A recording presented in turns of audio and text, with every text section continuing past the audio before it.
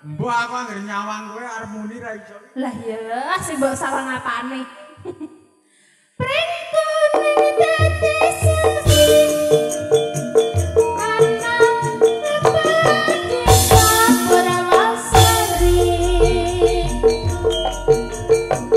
Apa sliramu ra ngerti yen prengko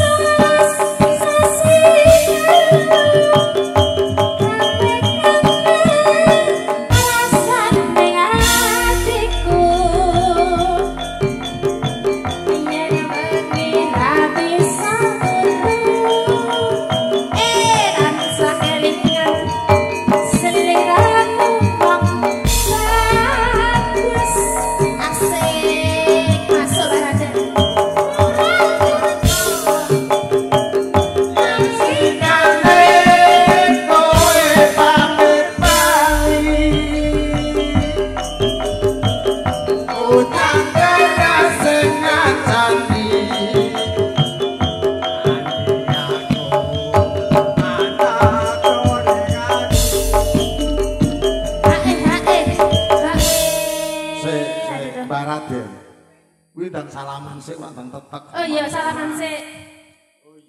Waduh. Telapakane ini halus. Halus ora tau mbah-mbah. Ucap set kuwi kok. Oh.